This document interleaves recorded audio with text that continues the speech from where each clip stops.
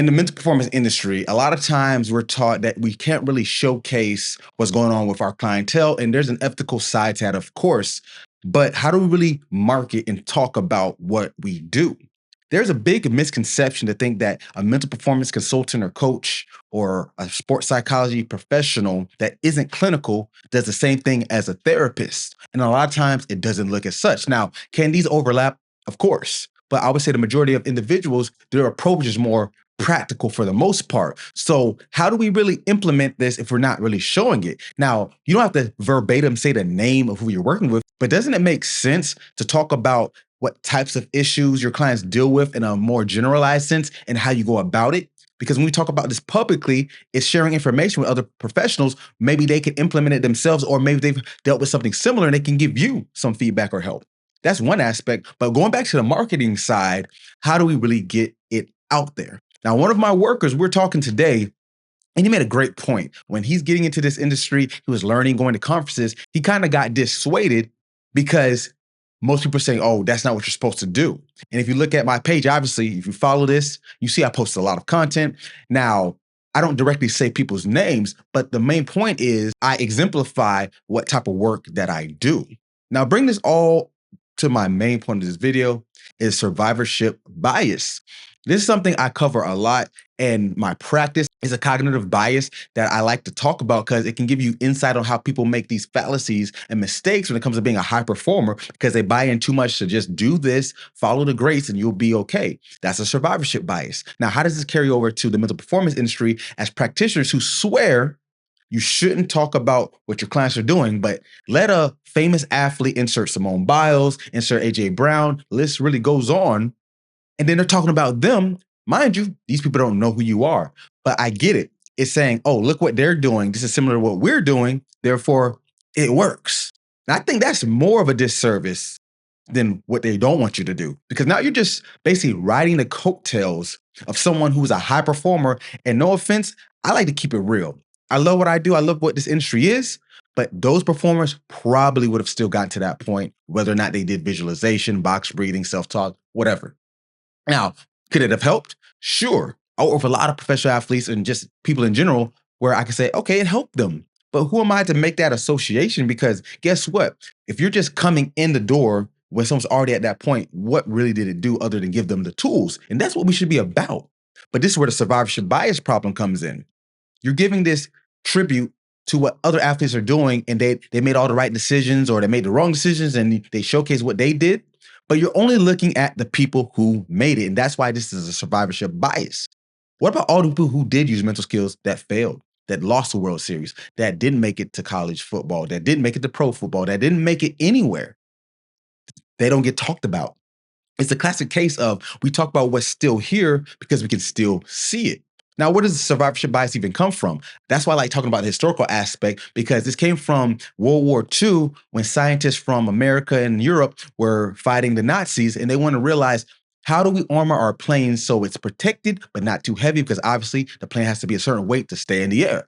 So they said we need to armor certain parts, but what parts make sense? So at first we're like, okay, let's make more armor around the wings, because guess what? Wings, that's what helps the drag and the lift for the plane to stay in the air. But what they noticed was people who were shot heavily in the wings, a lot of them were still able to come back. So they were only looking at what they saw succeed. But what about the ones who didn't come back? And that's when they saw, what about the parts of the plane, like say the engine? While the wings keep the plane up, the engine's what creates the force to be able to even go in the first place. So imagine that getting shot up and damaged thousands of feet in the air. So they said, let's armor that region. More planes came back. They solved that problem. And that's why the survivorship bias applied to this is the same thing. We are going off of Michael Jordan, who was 6'6", super athletic, could jump out the gym. Yes, he was a hard worker. Yes, he overcame adversity. Yes, his story is great. He's considered the GOAT. But what about the thousands, maybe even millions of athletes that were maybe not as good as him, but in the same tier over the last 50, 60 years? What about them? If we look at it even from a business standpoint, we can name all the successful entrepreneurs, Bill Gates, Mark Zuckerberg, Steve Jobs, Jeff Bezos. Yeah, they made it. But 96 to 97% of business failed within the first 5 years. Some even faster. So what about their stories? So to bring this full circle as a practitioner, you need to stop looking at, oh, what are these athletes doing as we sell this? Because marketing is about really getting buy-in and emotional ties. Most people that would utilize our services are already bought into pro athletes and what they do. They're going to mimic them. So you're not really upselling them to any degree because they're already doing what the pros want to do. And by saying, oh, they also do mental training, therefore you should work with me, it's a cop out. And it's the low hanging fruit. I'm not saying it doesn't work, but how do they buy into you? Because remember, when someone's selling something, you're not selling a service. I made this analogy many times. You're not selling tools. You're not selling techniques. You're selling an experience. And sometimes you're even selling outcomes. I don't weigh too much on the outcomes, but for the most part, you're selling experience. Not saying experience as you have, you should have experience, but I mean like inexperience, a time that the client will have, because when it comes down to making money off of, I want to do mental skills, I want to do batting practice, I want to do mental skills, I want to do fitness and strength conditioning. Mental skills is always going to come at the bottom of that list. And the problem with our industry is a lot of you guys don't see that. And it's not that a discount that what we're doing isn't important, but you got to check your biases and realize from a monetary buy-in standpoint, they have to make decisions of what things cost. And if you're charging upwards from 50, 60, 70 to even 100 a session, it gets pretty pricey. So I realized this years ago. So that's why I made it my duty personally to build as much value as possible. So don't get caught up in who's doing what and try to market that as a way to say, oh, all the best pros do this, so should you. It's a cop out. I keep saying that because I see people do it constantly. I see it on LinkedIn. I see it on Instagram. I see it on Facebook. I see it everywhere.